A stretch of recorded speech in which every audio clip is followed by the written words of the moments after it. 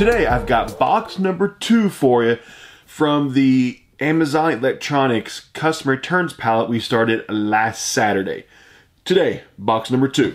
The total MSRP, if you don't remember how much this cost, but it was $1,510. That was the full Amazon.com MSRP price of all the product. But this is customer returns. So there's going to be used, there's going to be damaged, and there will still be some new that is in this box. The liquidation price is much less than MSRP. My price, the liquidation price, $182. So I got it around 11%, closer to 12% of MSRP, which is fantastic. That is right where you want to be in that 10 to 50% window of MSRP in order to make sure you get profit so you don't lose money on liquidation pallets. So after the first video, I have a potential total selling price, a potential, not guaranteed, potential total selling price of $510. So that $510 does not, take off any of the eBay fees, the PayPal fees, selling fees, doesn't take off federal and state taxes. So obviously the total selling price of $510, you could probably take, 35% of that, gone in taxes and fees, and then minus the $182. So that's going to leave you with probably about $150 or so in potential profit right now. Right now, okay? That's potential profit, but the total potential selling price from box 1 was $510. So let's see with box number 2 how high the potential total selling price might get now. So the first one, the biggest item we had was, wow, what was it? I don't even remember. I'm drawing a blank. I don't remember what it even was. I gotta go back and watch my own video. I don't remember.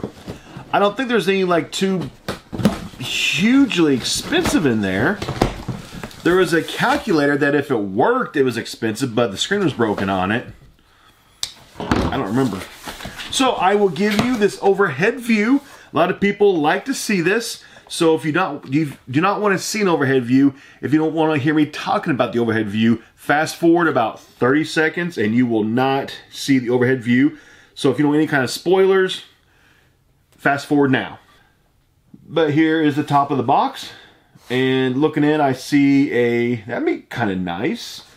Professional dynamic microphone.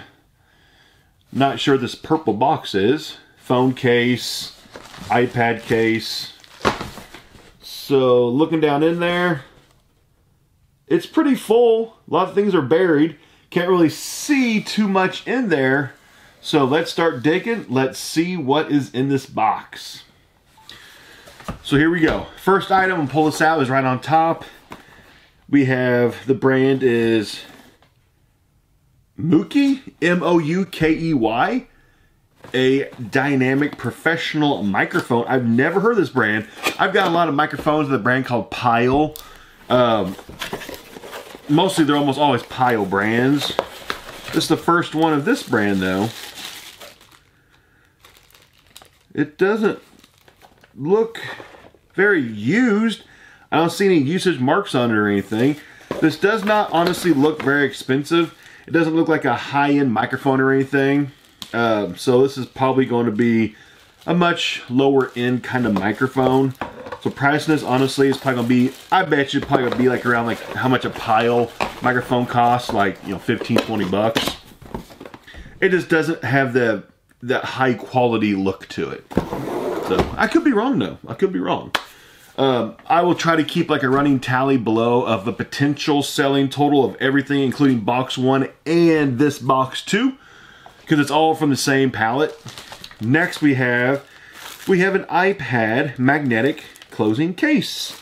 It is not Apple branded, so it's an off-brand case. Off-brand cases, I use it so about $5. And then let's go ahead and knock out this on top too. We have a phone case. Must be for, it's not for an iPhone, a Galaxy or something. Replacement phone case. Let's see, I gotta pull some, what's this? That purple box that you saw in the preview Okay, now this looks much nicer.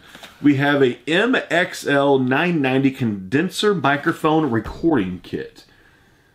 So this might have a little bit of value to it, because it is a little bit higher quality, I think. Not factory sealed, it's just been taped by whoever returned it. Oh, comes in a nice carrying case too. Nice, it's a really nice box. It says MXL on it. Open it up. Maybe. Oh, that's kind of nice. That's like you could use for like if you had a podcast or something. That's actually pretty nice. It has no usage marks on it. I don't see any damage to it. So it has the mounting bracket, the shock mount. So I'm gonna look this thing up, see how much this thing might sell for. So I'm looking on Amazon right now. It looks like this thing sells new for $69.99. So it sells new for 70 bucks. Obviously, it's not completely brand new. It is an open box item. It's not factory sealed. It might have been like used a few times or something. So even if it sells new for 70 bucks, I could probably easily charge about 50 bucks for this thing because it's got the original box, carrying case, no usage marks.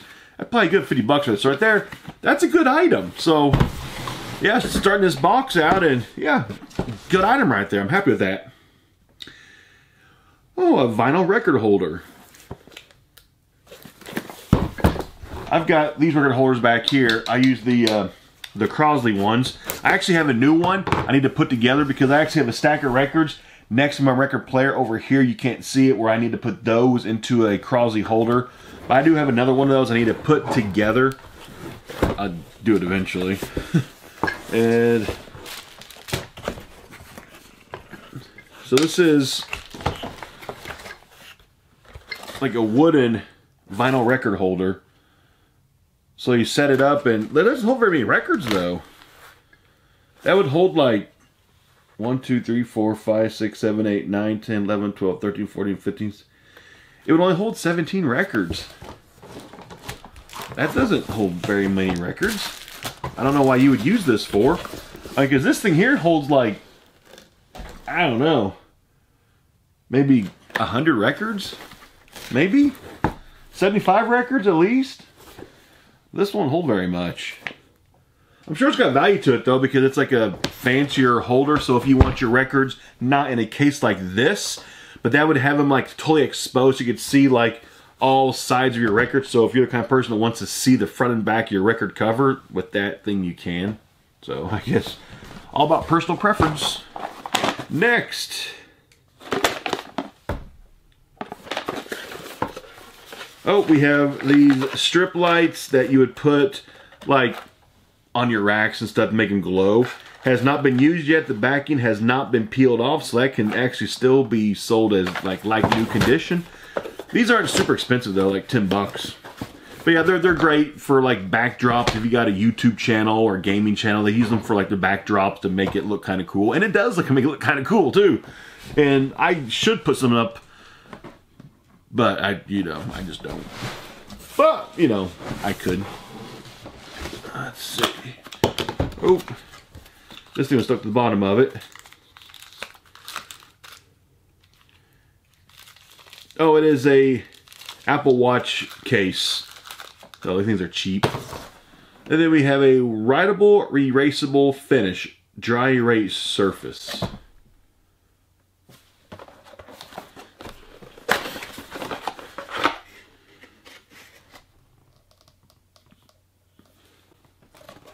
It's all canned stuff. So I don't really know much about that. Probably has a little bit of value to it. Maybe. Probably does. A little bit.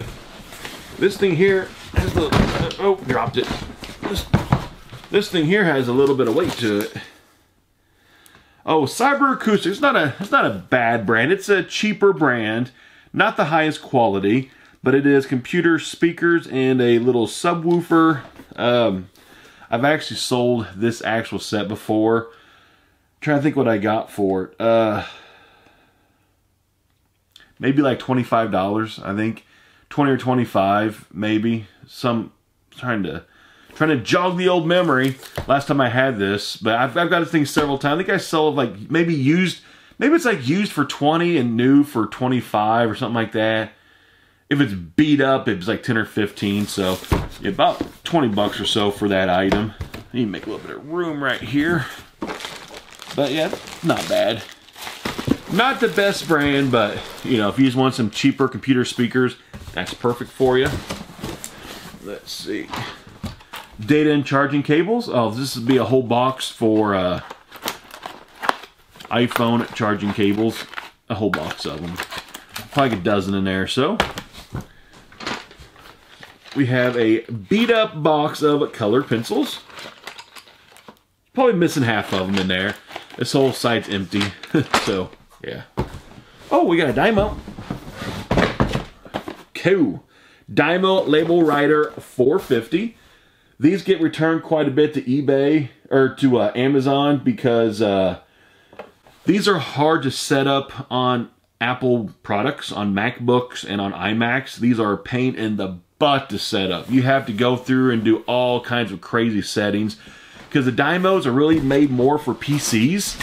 They will work on Apple products because on my MacBook Pro, I actually do use a Dymo Label Writer 4XL down there to print off all my shipping and labels, and it's a pain in the butt to get it to work. And then the 450, it's even harder to get this set up than it is the 4XL. But that's actually the number one reason why these are sent back, just because they're hard to set up on Apple products. And every single one I've ever gotten, actually every one has worked except for I think one, because it was like stripped for parts. I mean, it just was totally stripped. That was actually just a video from maybe a couple months ago, maybe even sooner than that. But for years, they've almost have always worked. Next item, let's see. We're getting down to kind of bum this box already. Wasn't really a whole lot in this box. Go ahead, pull this out. We have a 1-port Type-C wall charger. I'll just like, you know, literally just a wall charger. Okay. Then we have, oh, this will be a phone protector screen. Usually these things are, oh no, it's just a phone case. Disregard that. I totally just missed that. But yeah, that is for a iPhone. Probably, yeah, yep, it's for a XS. Kind of cool looking case though. Not for me, but it actually is kind of cool looking case. Not bad. Not bad. Yeah, cases like that, you know, I sell usually for about $5. Let's see. Oh yeah, we've got computer printer paper. That's exciting. Yeah, I have enough printer paper to last me probably, honestly, the rest of my lifetime. That's not a joke either. Not a joke. I have so much computer printer paper.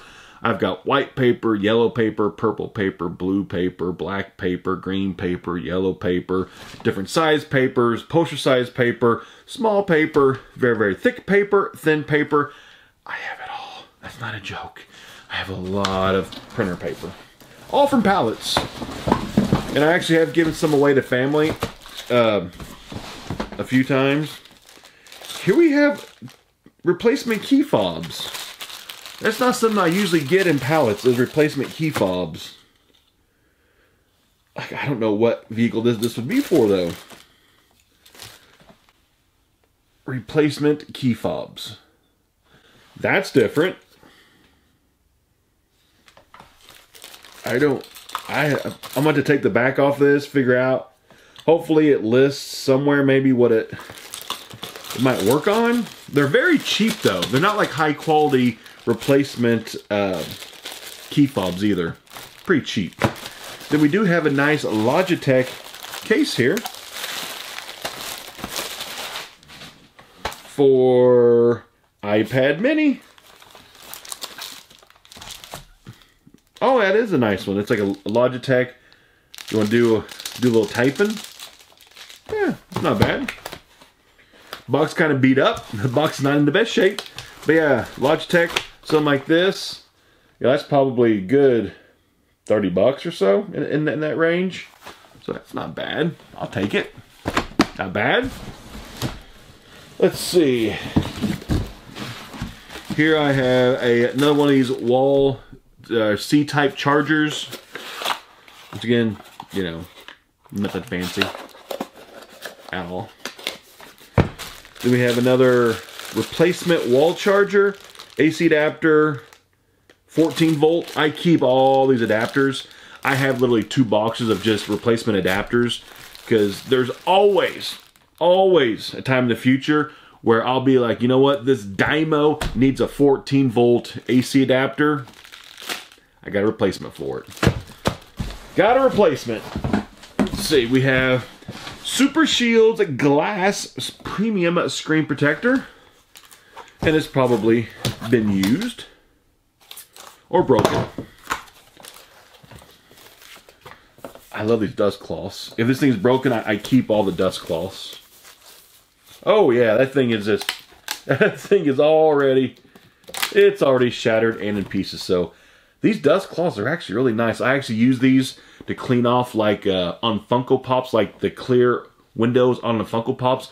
You can use these to clean off like fingerprints and stuff. These will not scratch the clear window on Funko Pops. It's really good to use on those. I keep all those things. And yeah, so this thing is trash. It is broken. But at least I got to keep a gray cloth from it, so that's a positive, right? Let's see, we got 3 things left. That's it. Not much in this box. Rubber fingertips. Swingline.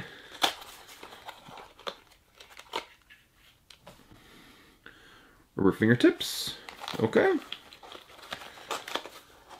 Not sure what you'd use that for. Is a large size 13. Probably something to do with something. I know back when people, they still do it whenever they sew, they use like, what's it called? Thimbles. This is kind of like a thimble, but it's rubber. Maybe that's actually what it is. It's like a thimble. Then we have a kind of a nice Post-it pop-up note dispenser. Yeah, well, something. And last item in this box. Oh, wait. There's one more item. It's very small. 2 more items in this box. We have a they're full of earwax. Replacement ear tips for your earphones, but these replacement tips are very used, so that's kind of nasty to just, yeah, no. Then last item, we have a Swingline electric stapler, Optima Grip. So most of the time these things work, but I'd say about half the time they work. Half the time they're already burnt up. Usually if there's pencil shavings in it, it usually doesn't work. No pencil shavings, or what am I saying? This is not a pencil sharpener, it's a stapler. Reading is fundamental, Clint. Reading is fundamental. So yeah, electric stapler. Okay, so that is it. That is the end of box number 2. So number 2 didn't really have anything huge big. It did, the biggest item was this MXL 990 condenser microphone kit. That was pretty nice. Like that'll get probably close to about 50 bucks for this item. I had this pretty nice Dymo, which one is this? The Label Writer 450. Like this Dymo, I can usually get about 40, 50 bucks for used. So these two combined are probably a good 100 bucks, maybe as high as 120. Those speakers right there, the Cyber Acoustics, those are a good 20 bucks. I have quite a few items here that's going to be like, you know, $10 or $50 items. Oh, the Logitech keyboard, the ultra thin keyboard, that's probably, I bet you good like 20 bucks, I bet. So yeah, this wasn't like insanely profitable. This won't have a much potential profit or selling total as the first box, but this is probably going to have at least probably like close to $200 in selling total in this box. I bet you maybe about 200-ish, maybe a little bit more. So I would guesstimate the total selling price of this entire pallet is going to be between $700 and $750. That's what I'm getting. Probably close to about 750 bucks, I bet. The first box, the potential selling total was $510. This one, $250, let's say. So about $750 potential selling total. My cost for this pallet was $182. So knock off 200 bucks, there's 550. Then knock off about 35% in selling fees, PayPal fees, eBay fees, federal and state taxes. So knock off about, what, 150 bucks. So we're possibly looking at maybe about $400 of profit when it's all said and done. So possibly, yeah, that's not bad. That's not bad for one pallet. That is not bad.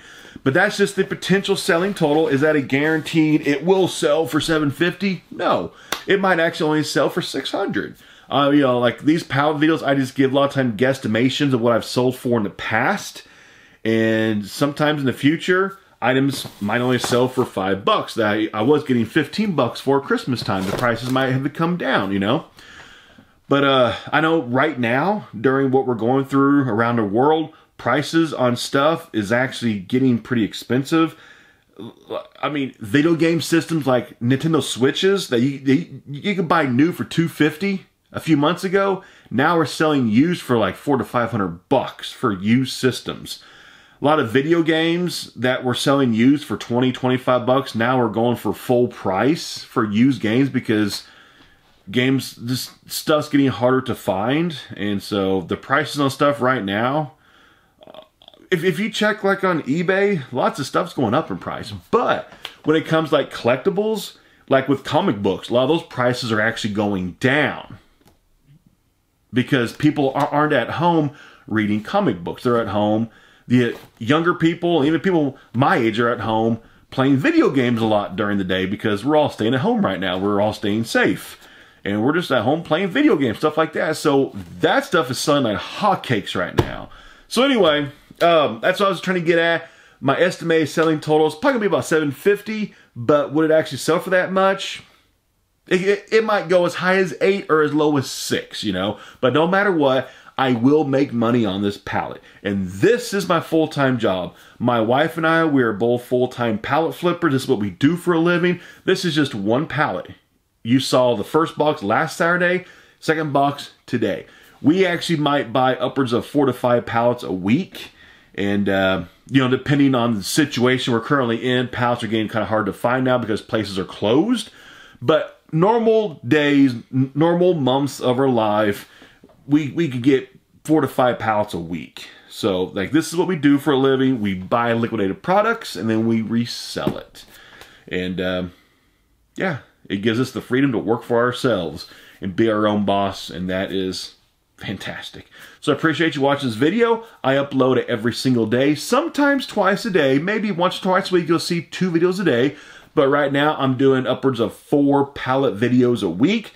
The other 3 days, I'm filling in with mystery boxes and comic books and Funko Pops, subscription boxes, all kinds of fun stuff. So stick around. I will upload for you every single day. So no matter what, from this YouTube channel, you will have new content every single day to watch while you're at home staying safe. So I'll see you next time, and I'm out.